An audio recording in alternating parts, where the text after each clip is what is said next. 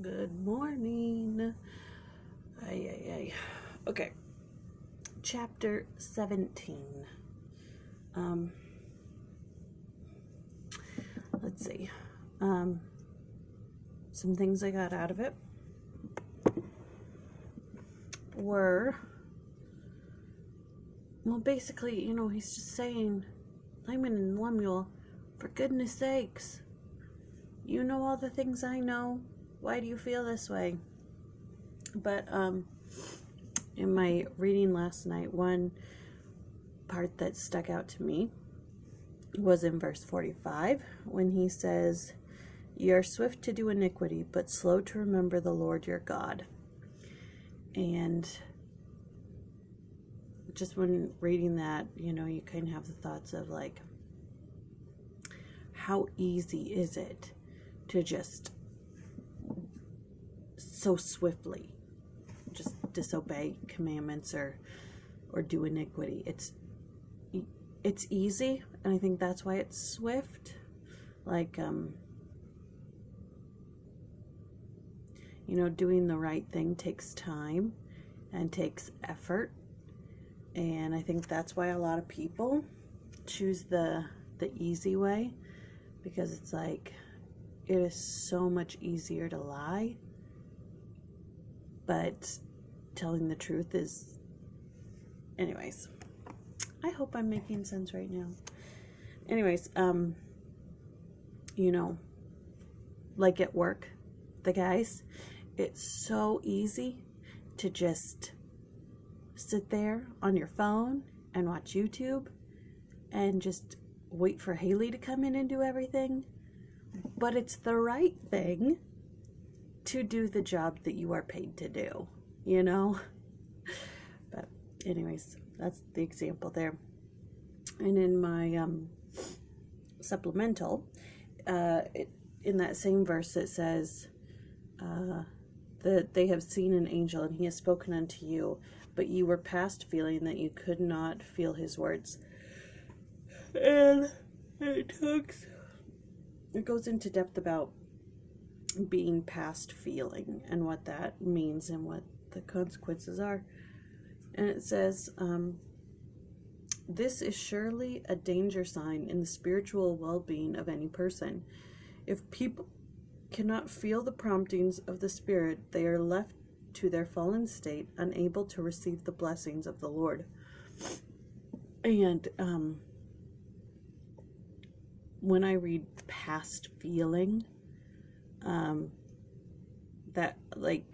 that makes me kind of think deeper, because sometimes I feel like I'm past feeling, not like spiritually past feeling, although sometimes, but like in general, like this bird died on our window. It ran into our window and died, and everybody's like, oh, it's so sad, look at him. Like, it's a bird, like I have no sentimental feeling towards this bird or any animals.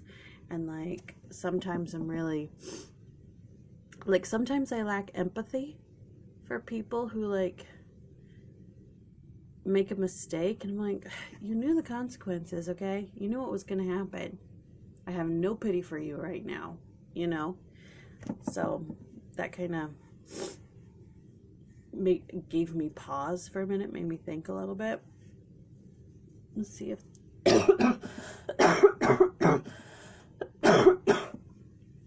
sorry. Made me think if, anyways.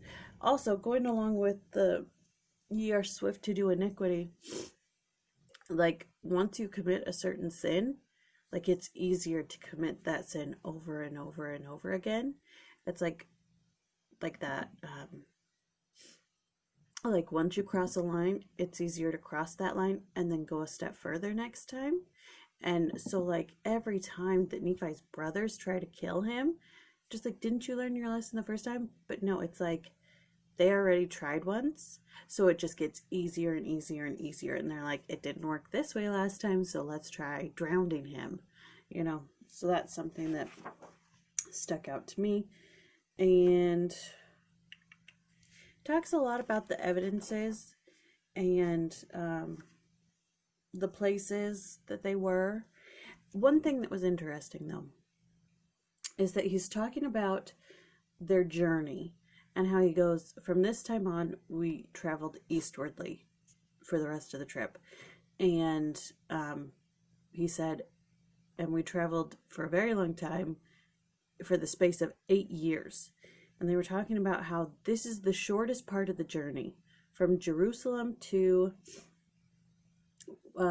Bountiful, in all their journeys from Nahum, or Nahum, yes, Nahum to Bountiful is the shortest part of the journey, yet it took them 8 years.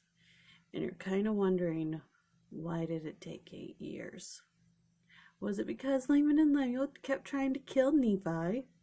Could that be it? They got lost, but anyways, I thought that was kind of interesting. And anyways, yeah, those are my thoughts. Don't worry, I don't have lice. I know I've been scratching my head a lot, but that's just because I was sleeping on my hair and now it's gotta like settle. Anyways, don't have lice. Those are my thoughts, and I will see you later.